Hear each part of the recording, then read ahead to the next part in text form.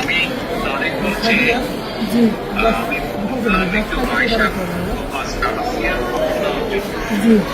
আসিয়ার শরীর কেমন আছে এখন? ভালো না, রক্ত ব্লাড দিচ্ছে, ব্লাড দিচ্ছে। আচ্ছা আচ্ছা আচ্ছা আচ্ছা। তো আমি আমাদের ওখানে যারা নেতা কর্মী আছে, বেশ করে নয়ন আছে ওখানে, ওকে আমি বলেছি আমাদের মাগুরায় যারা নেতৃত্ব আছে তাদেরকে আমি বলেছি যে তারা পাশে থাকবে, তারা আসিয়ার পাশে থাকবে যাতে আসিয়ার ন্যায় বিচার হয়। আসিয়ার সাথে যারা অন্যায় করেছে তারা যাতে শাস্তি পায়। এর জন্য আমাদের অবস্থান থেকে আমরা চেষ্টা করব, যতটুকু সম্ভব আমরা চেষ্টা করব যাতে দেশের আইন অনুযায়ী আপনারা যাতে সঠিক বিচার এবং একই সাথে আমি নয়নকে বলেছি যে আসিয়ার জন্য চিকিৎসার জন্য যেসব ব্যবস্থা নেওয়া সম্ভব সেই সব ব্যবস্থাগুলো আমরা চেষ্টা করবো আমাদের দলের অবস্থান থেকে। না, ওই নয়ন ভাই খুব করেছে আমার জন্য। আমার যে খোলাফান আছে ওরা সারা রাত যাবে, আমার জনের যা লাগে সব দিচ্ছে, মানে ওনার নির্দেশও করেছি।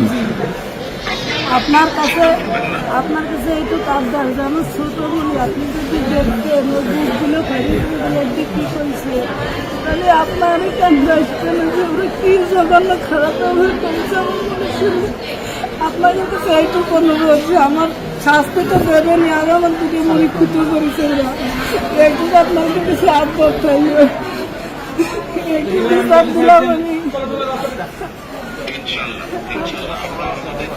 আমাদের অবস্থান থেকে আমরা চেষ্টা করবো যাতে আসিয়া ন্যায় বিচার সেই প্রতিষ্ঠা থাকবে।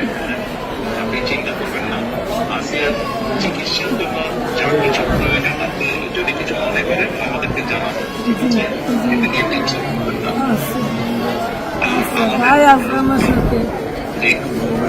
আমাদের লোকজন সবাই নেতারা আপনার পাশে, আসিয়ার পাশে তারা থাকবে। নয়ন ভাই, আপনি নয়ন ভাই আছে, আপনি আছেন, আপনি তো সব দেখতেন, তারপরে আমার দেখতে কি দেয়। আমি তো ওই দোয়াই করি যাতে আমার বুড়িটা বুড়ি ফেরত আসে। টেনশন করবেন না, চিন্তা করবেন না, দেশের মানুষ আপনার পাশে আছে। দেখতেছি তুমি আচ্ছা আচ্ছা আর দোয়া করবেন আমার ইনশাল্লাহ, দোয়া করি ভালো থাকবেন। আসসালামু আলাইকুম। জি স্যার, আসসালামু আলাইকুম স্যার।